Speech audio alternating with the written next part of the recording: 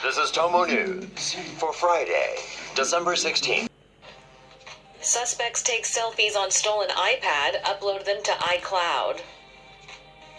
A pair of non-tech-savvy criminals made a costly mistake after stealing a Texas man's laptop, cash, and iPad, then took celebratory post-theft selfies that made their way to the victim's iCloud account.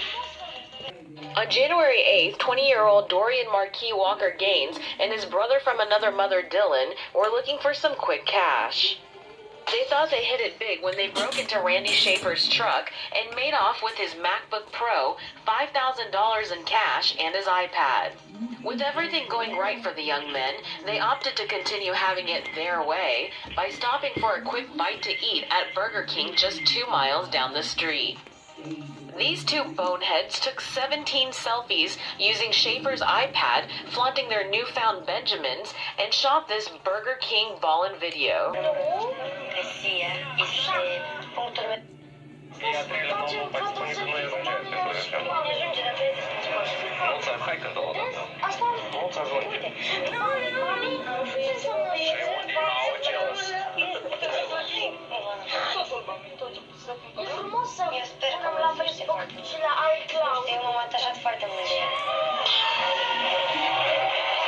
The budget-conscious ballers next hopped across the street to Starbucks, where they connected to free Wi-Fi to post their video to YouTube and Facebook.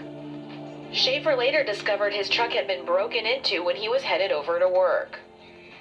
Frustrated and feeling violated, a week passed before it dawned on Schaefer to log on to his iCloud account, which is when he spotted the stupid suspect's selfies.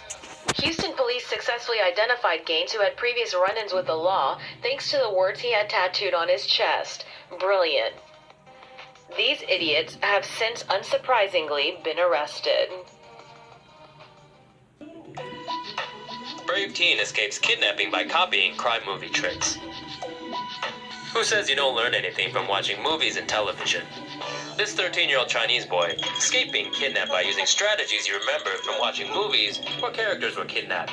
On September 24th, he was on his way to school when the kidnapper grabbed him and threw him in the back of a minibus. The teen was taken to this abandoned building.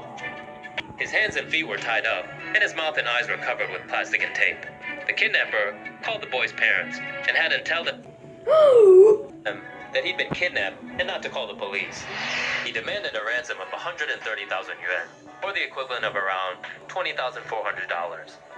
In his first escape attempt, the boy waited for the kidnapper to leave and then tied himself, but he was quickly caught and tied up again.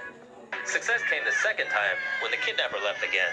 The boy shouted to see if he was still around before getting up and leaving while still bound and gagged. He made it to a residential area where motorists were reportedly too scared to stop. But someone finally did, and the boy was rescued from the ordeal. The kidnapper was arrested the same day at a cyber cafe. He admitted kidnapping the boy and blamed the crime on his financial woes. That's how he escaped. The boy said, "The movies taught me to cooperate with the kidnapper, to buy more time, and wait calmly until there's a chance to escape." Hero bus driver saves 3-year-old from kidnapper. A Northern California bus driver is being hailed a hero after he says he followed his parental instincts, an intuition so sharp it led him to stop a kidnapper from abducting a 3-year-old boy on Friday. Tim Watson, a father of 2, read a police alert during his morning shift that said a child had been abducted from a nearby library. The suspect, a man in his mid-20s, last seen some 45 minutes outside San Francisco with a boy wearing a blue shirt, plaid shorts, and red Crocs. About an hour after catching sight of the alert, Watson noticed a suspicious man and a teary-eyed boy among his passengers, both of whom fit the description. Following his gut instincts, he devised a sneaky plan and put it into motion without tipping the suspect off. He pulled the bus over and announced to everyone aboard that someone had lost a backpack. When he got to the back of the vehicle to perform a fake search, he noticed the child's red shoes and realized he was spot on. Watson next got off the bus and called authorities. We told him to drive to the next stop, Fremont BART station, where officers would lie in wait.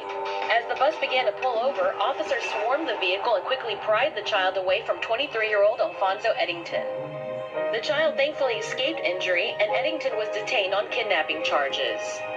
Watson told authorities he's glad he acted on his fatherly instincts. Thanks to his quick-thinking efforts, the little boy returned safely to his mother. Now that's a hero.